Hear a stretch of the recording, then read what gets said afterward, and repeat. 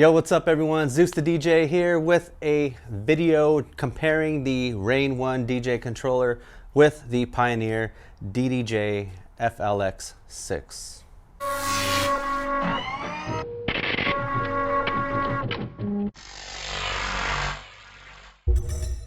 So I've had both of these controllers for a few weeks now. The Rane 1 I've actually had for about a month.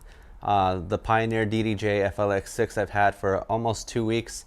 And I've been messing around with them kind of back and forth. Sometimes like one right after another. I'll do a couple mixes with this one and then I'll switch to that one or vice versa. And I've been pretty much putting them through their paces to kind of see which one it was that I wanted to keep. So these are not loaners. I did go out and purchase these. This one was purchased from Amazon, so affiliate link will be in the description below. This one was purchased from Guitar Center. I don't have an affiliate link with Guitar Center, but I will throw an affiliate link for Amazon for this in the description below, so make sure to check those out if you guys want to pick up either one of these. With that being said, one of these does have to go back, and I will let you know at the end of this video, so stay tuned, which one I'll actually be returning and which one I will be keeping and the reasons for me keeping one or the other. So first we'll go over the build quality. The Rane 1 DJ controller is a $1,500 controller. So with that price tag comes a better build quality. This has an all aluminum exterior as well as a solid aluminum platter, and I did weigh these prior to shooting this video, and each platter weighs 2.2 pounds. That's just for this spinning part right here. So you have a total of 4.5 pounds roughly that are just going into the platters themselves. Now the overall unit I believe weighs around 25 to 26 pounds. Annotation will be right here. So this is a heavier unit, but it is also built like a tank. This one you could bump into a wall, into a corner of a wall, whatever. You don't have to worry about it. You might make a dent in the wall. You might scuff this a little bit or whatever, but no biggie. It's gonna work perfectly fine. So with that being said, this is the better build of the two. Pioneer DJ controllers. Now I've only used two. Well, I've only owned two. I've used three. I think the third one that I used was a couple years ago back at the NAMM show. I'll link for that up here so you guys can check that out. The build quality of the Pioneers, not saying that it's bad. I mean, everything works on here. Everything is functional, but it's made out of plastic. It's mostly hollow, and I'm pretty sure this is mostly hollow as well, but this has some beefiness to it. Whereas this, I'm afraid of whenever I come out of my room, like for instance, I'm bringing it here into the garage to shoot this video. I bumped it into the wall as I was like coming outside of my room, and I was afraid that like, oh shit, like did I scratch it, did I dent it, or not even dent it, because I mean it's plastic. This is gonna like break, it's gonna crack. So that's something that you have to worry about. If you don't have a case for this, you definitely want to put this in a case.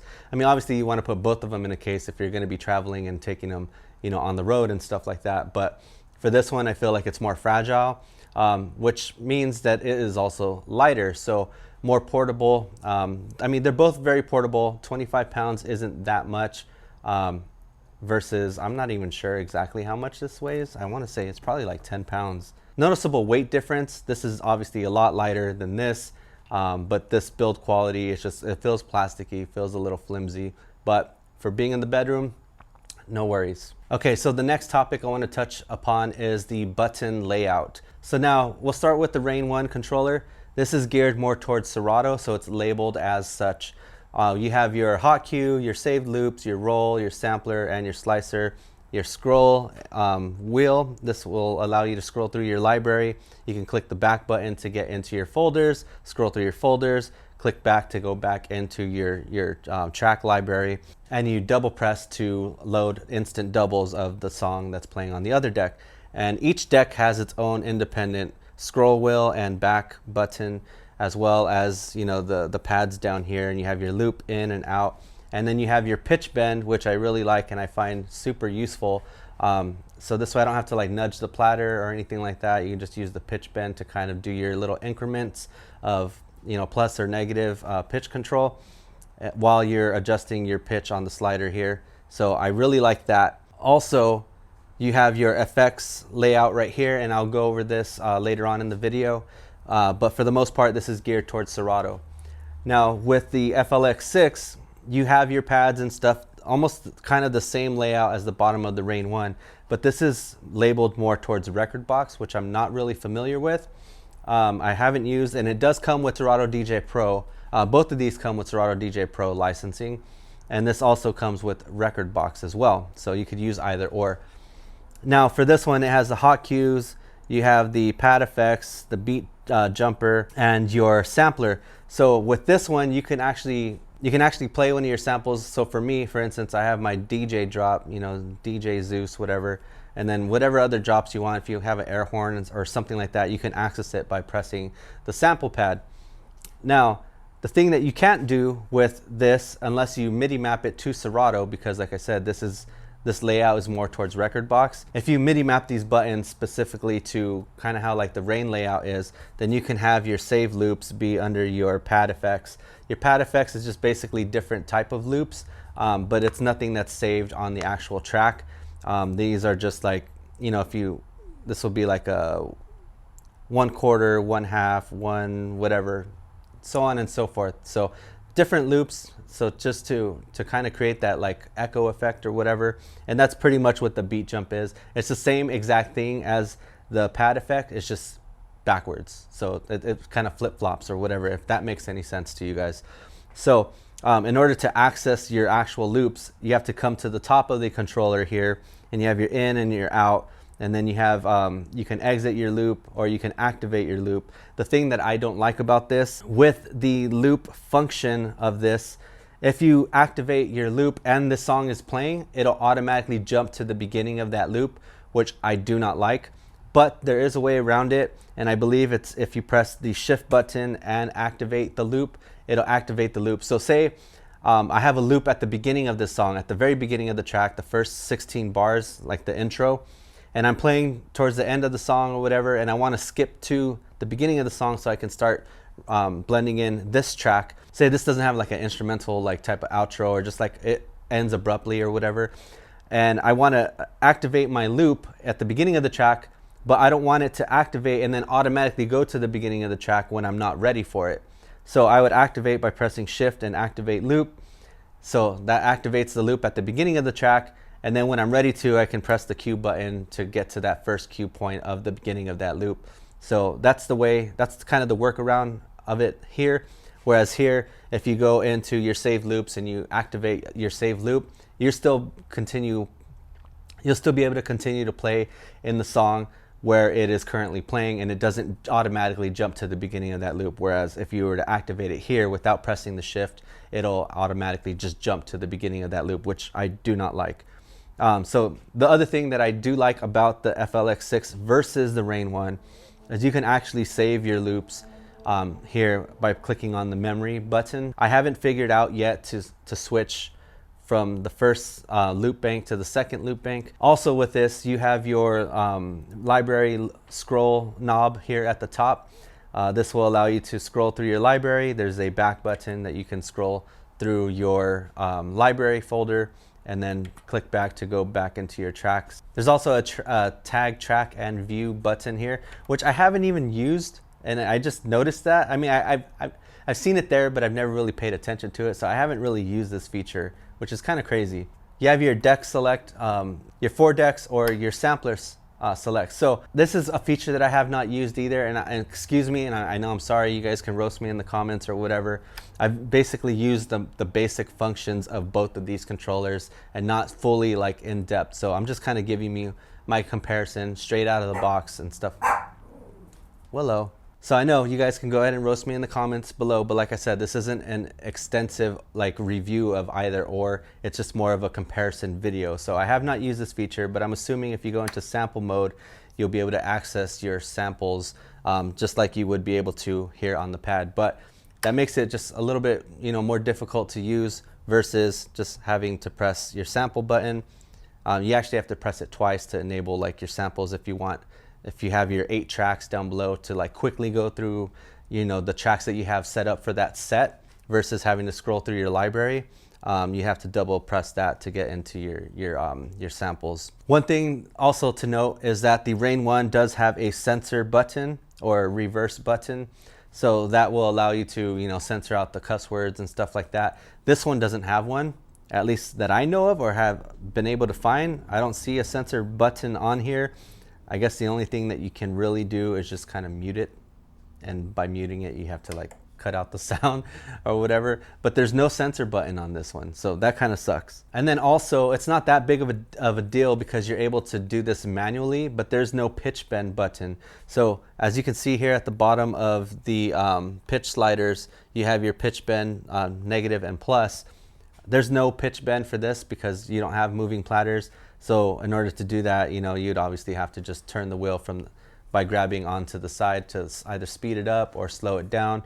No biggie. Next, I'll go over the FX bank. So if you're familiar with using Pioneer equipment, just like a lot of their mixers, they have the FX bank on the side of the mixer, whereas a lot of the Rane products like the 62, the 72, whatever, they have the effects on the middle of the mixer portion.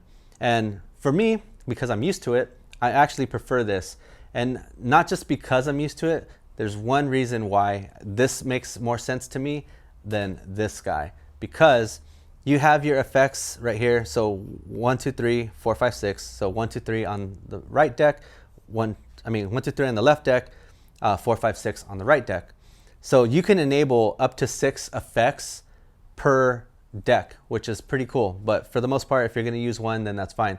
But what I really like about it is that you have your engage switch here. So you have a temporary engage as long as you hold it down, or if you have it locked, and it'll lock in place. So if you're doing like an echo effect, you can echo it real quick, let go, echo real quick, let go, or you can lock it at the end of that track as you're transitioning to the other track. And it is all post fader. The same with this. This is post fader as well. No built-in effects to either one of these, with the exception of the merge effect, and I don't even think that's actually built in. I think that's in software as well, because when you press this, I see some things going on in the effects portion, and I notice that the effects that I do have saved in my 6 banks, they switch whenever I engage this. Going back to this, the reason why I like this layout is because I can engage. If I'm using a specific effect, say like an echo out or whatever, or flanger, I can engage that per channel, which is pretty cool. So on here, it's labeled 3, 1, 2, 4. So you have your deck 1, your deck 2, your deck 3, your deck 4. Now, it makes it a little bit more difficult because you have to actually press it to get to the deck that you want to enable the effects on. And then you have one effects on and off button. Whereas on this one, you only have 2 tracks. I know it's a 4-channel mixer, it's a 4-channel DJ controller. You could either use 4, you could use 3, you could use 2, whatever. But just having to select which deck you want to actually enable the effects on, that makes it kind of annoying, because with this one, you can just have the effect enabled by pressing the button, and then, you know, you have it either on or off for each channel. So I really like that versus this one. You could have it on one channel and then off. Or you can have it on master and then off, but then what sucks is if you're playing 2 songs and you're transitioning from one song to the next, and if you have it on master, you enable that effect for both the song that's playing that you're mixing into, as well as the song that you're mixing out of. So I never really use that, the master effect or whatever. I only use it as per deck. So that makes it a little bit more difficult. Also, to use multiple effects at once, you would have to go into your effects bank 1 or 2 by pressing this button, and you would have to go into effects 1, press to enable, effects 2, press to enable, effects 3, press to enable. And you have to do that if you wanted to enable 6 effects. I don't know if anyone who actually does that, but if you wanted to, or at least do 2 different effects, you have to do that to enable each effect. And then to disable it, you have to scroll back to, you know, the first one, and then disable the second one, disable, like that. That's a pain in the ass. This one's a lot easier because you can just select whatever effects you want out of the 6 and have that highlighted, and then boom, initiate per channel. And that's, to me, that seems a lot better. Not only that, but it's right here in the middle. This is off to the side.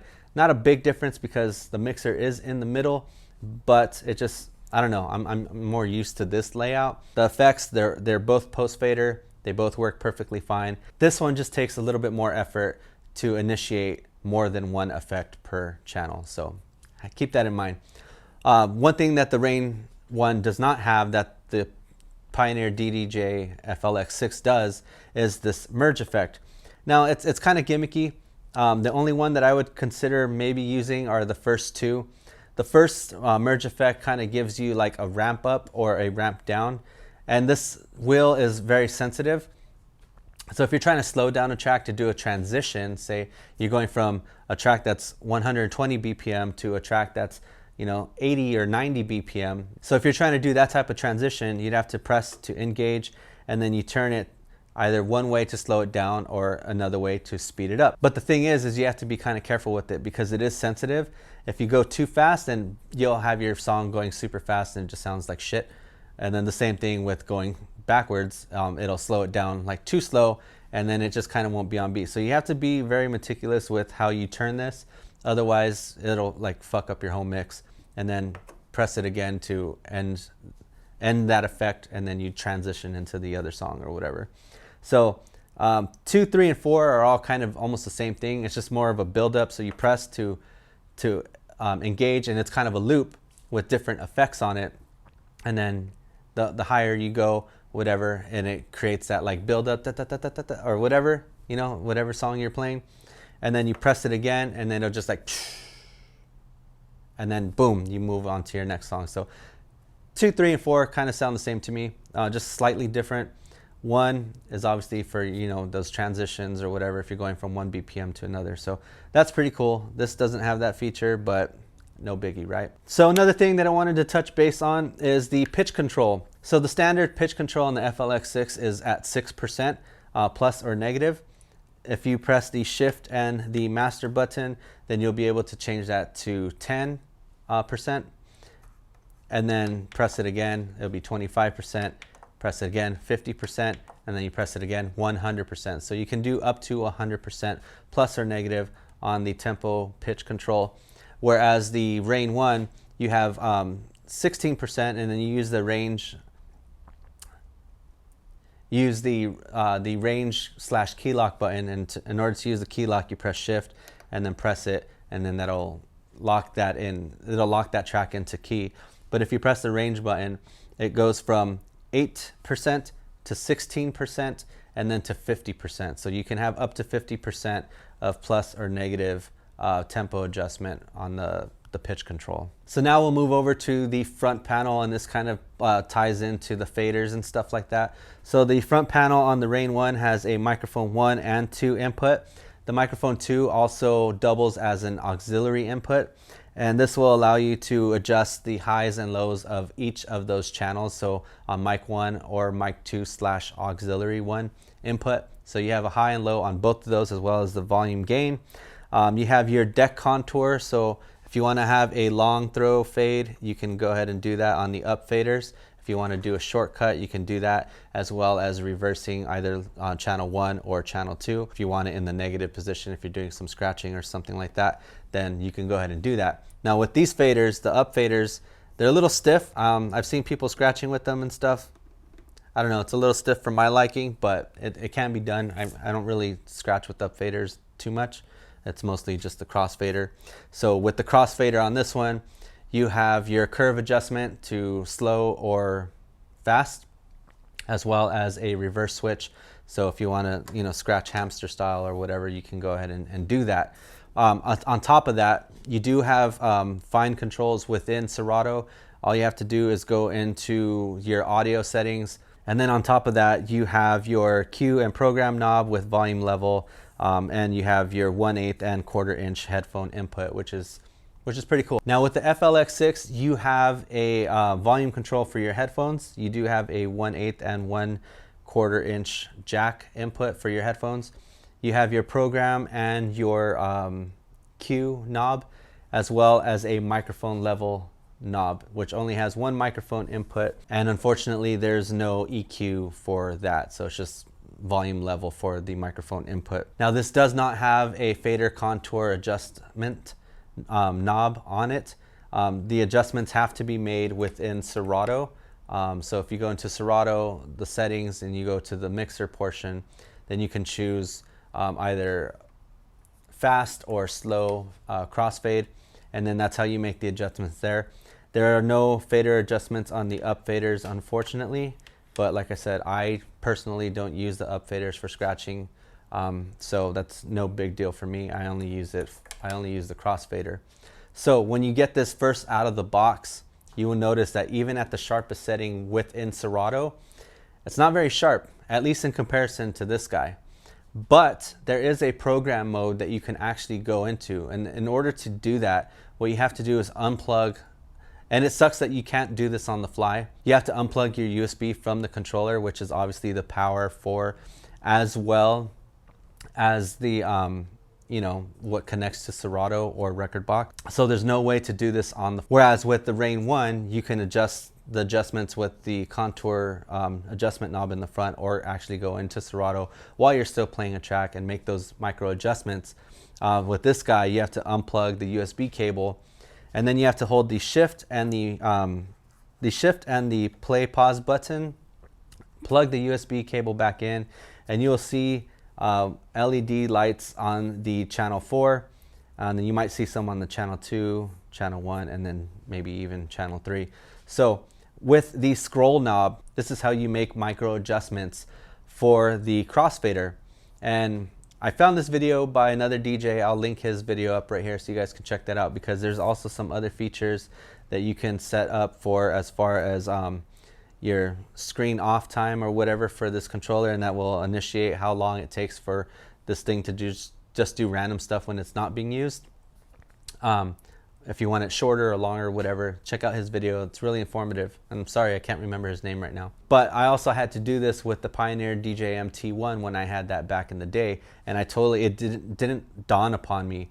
But yeah, you go into your program mode, you make the adjustments with this with your track scroll wheel. The less indicator LED lights that you have on the mixer when in program mode means that you're at the sharpest cut. The more LED lights that you have on here, that means that you're gonna have to have a longer throw in order to activate the song. So I have mine at the very first dot, as you can see, and this will allow you to have the sharpest cut.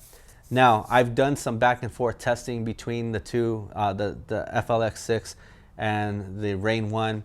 Right out of the box, this has the sharpest cut, and this has the best fader of the two. I'm not a big fan of the way that Pioneer mixer faders feel. I mean, it just feels, it's not bad. I mean, it's pretty smooth. You know, it's quick, but this just has like a smoothness to it that's, and a kind of like a bulkiness to it. Like, it feels like it's quality. This feels plastic and cheap. I feel like I can break that. But that's just how most Pioneer mixers are, and this is how most Rane mixers are. It's just, maybe it's just the, you know, the fader cap or whatever. It also has to do with the little aluminum poles that, you know, the fader actually sits on and stuff like that. And with this one, you can also unscrew the faceplate and make the tension adjustments within. I didn't do any of that. I've just been using it straight out of the box because I wanted a real world feel of both of these. And this one's, I love the feel of this fader. But after going into program mode and making this have the sharpest cut possible, I feel that the cut on this is sharper slightly than the cut on the Rane 1. So I find myself, even though this isn't an actual moving platter, because I am a turntablist DJ, I'm used to moving platters. I'm not used to this CDJ type. But even though I'm kind of new to this type of experience, you know, the touch sensitivity and stuff like that, just the fader on this, I just feel like it's sharper. I feel like my cuts are sharper if I want to crab or whatever, or hamster scratch.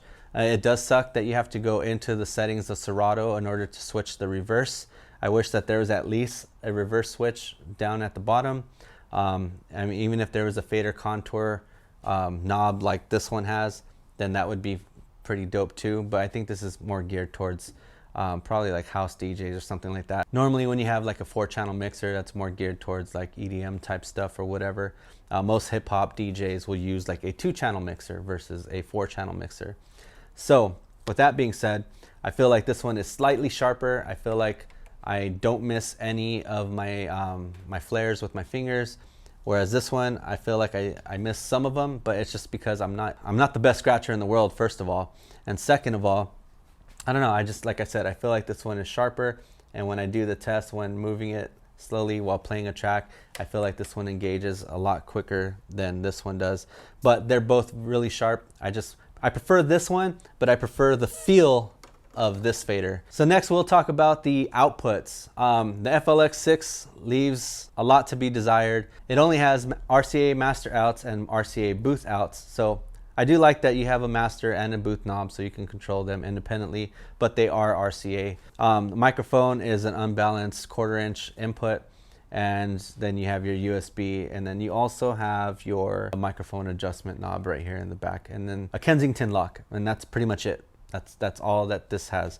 Now the Rane 1, this has a lot of features. So you have your port for your power input, you have your power button, you also have a ventilation for a small built-in fan, you have your motor torque high and low switch, which allows you to have either low torque, which would be kind of like the Technics 1200, or your high torque, which would be more like your Stanton STR or whatever, 150 or something like that. And then you have your USB-A and USB-B, which is pretty dope. So if you're tag teaming with a friend or whatever, if you're having a DJ session at your house and you guys are using the same controller, if you're at a club or whatever and you bring this and you're doing a transition from one DJ to the next, you have the two inputs there, so that way you can do a transition seamlessly, and all you have to do is press your line A or your line B inputs here on the top of each channel. You also have XLR booth out and XLR main out, as well as RCA main out, which is pretty dope. So if you're doing any recording and stuff like that. You also have a Deck 1 and Deck 2 RCA input with line and phono. So if you want to add CDJs to this because you already have that turntable feel with these guys, or if you want to add extra turntables or whatever, you know, then you can go ahead and do that as well. You also have a auxiliary line input RCA on the back, and then you also have two microphone inputs that are XLR 1/4 combo inputs. So now real world feel comparison from my perspective. Now my roots stem from being a turntable DJ, and basically having these small platters in here make it so much easier because you have your indication on the actual vinyl.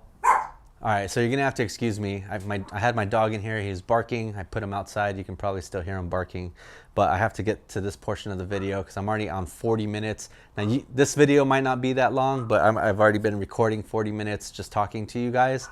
That's not including all the B-roll footage, so make sure to click that like button, you know, because a lot of stuff goes into making these videos, and a lot of the viewers out there don't understand how meticulous this process can be. You know, getting B-roll footage, making sure that everything's in frame, making sure that everything's in focus, getting the right shots, comparing the two things, and then I'm also going off the dome, so sometimes I have to stop, re-say what I already said and stuff like that. So click that like button, please. Subscribe also, got some other videos coming. So which one is the best option?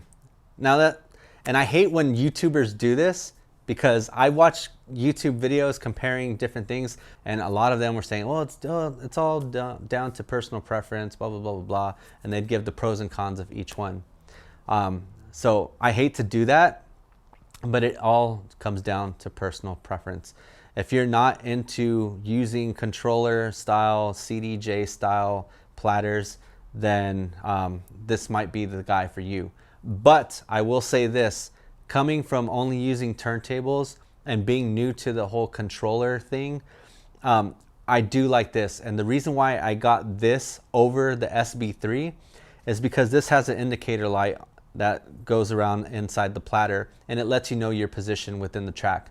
So for me, that was a huge plus. That was worth the extra money that I paid for this controller over the SB3, because the SB3 is a $250 DJ controller, whereas this one's a $599 DJ controller. Obviously this one's way more expensive, 1,500 bucks. If you're looking for the real world turntable feel, then this will be what you want to go for. If you're looking for the CDJ style, whatever, this will be what you're looking for.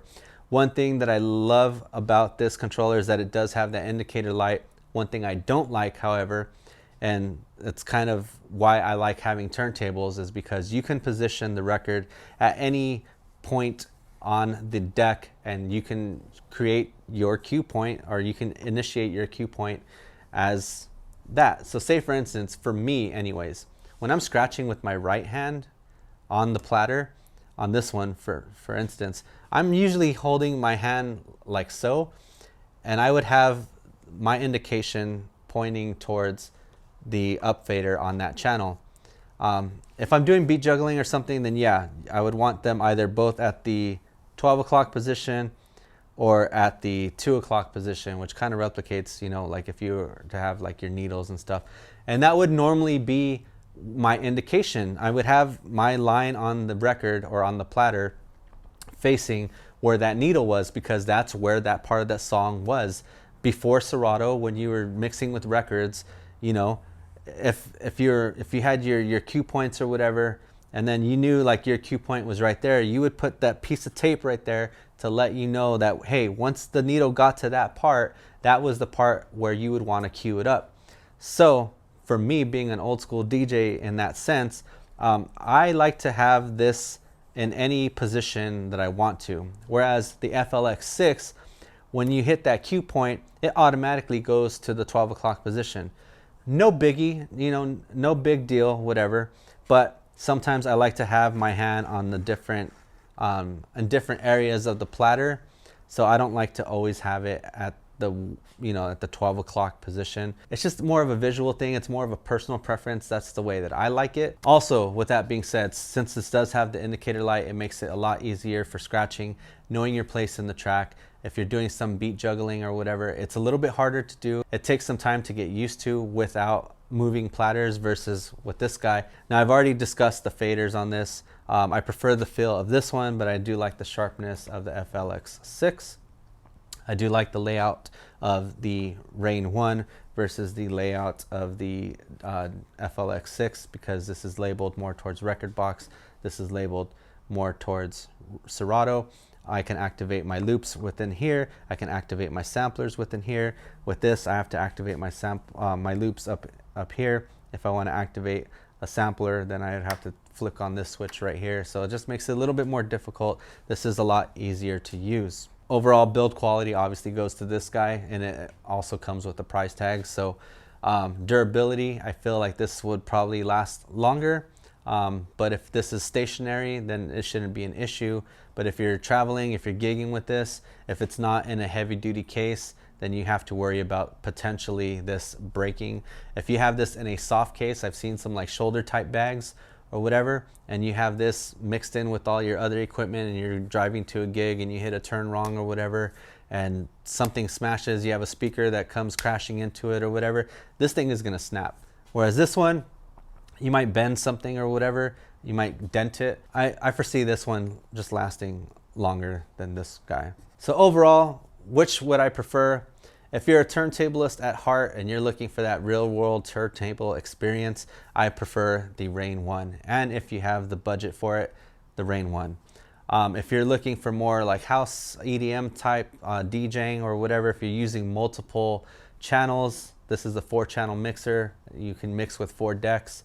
This one you can only mix with 2 decks. Then I would prefer this guy, and especially if you're used to the Pioneer layout of their effects controls versus the Rane style layout of their effects controls. Also, the cheapest option obviously goes to the FLX6, being $599, whereas the Rane 1 is currently at $1,499, so $1,499. So $1,000 more, $1,000 less, less features, more features, better build quality, feels like a toy, real world turntable feeling, CDJ style feeling, the traditional Rane crossfader feel, the traditional Pioneer crossfader feel, slightly sharper in my opinion. This one still really, really good. With that being said, I do have to return one of these, and for financial reasons, it's more so like, do I want to worry about having to pay $1,600 on my Amex card just so I can DJ in my bedroom? Or can I get by with this guy and save $1,000? And unfortunately, that's kind of the crossroads that I've come across, and I've spent like the last 2 weeks, ever since I got this, just trying to decide which one I want to keep. And unfortunately, the decision that I'm actually making is I'm keeping the FLX6, and I'm returning the Rane 1 DJ controller. And that's coming from a guy who's been strictly on turntables since, you know, the late 90s. But that doesn't say that this is a bad controller. It just means that I want to save money, and I'm trying to be smart with saving my money because I have some things planned for the future. And I don't really need either one of these. It's just more for my sanity. I want to be able to like mix whenever I want to mix. And that's pretty much what it comes down to. It's for my own entertainment here at home. If you guys found this video helpful or useful in any way, as always, make sure to give me a thumbs up by clicking that like button down below. Make sure to subscribe, got some more videos coming. Also, you can check me out on Twitch. I do some live streaming on there. It's mostly for my gaming stuff. Check my link down below. You can check me out on Twitch, but I do some live DJ streams on there from time to time. And then also, if you guys want to pick up one of these, my Amazon affiliate links will be down below, so make sure to check that out. Thank you guys for watching this video. I hope I was very helpful to you guys, and until next time, peace.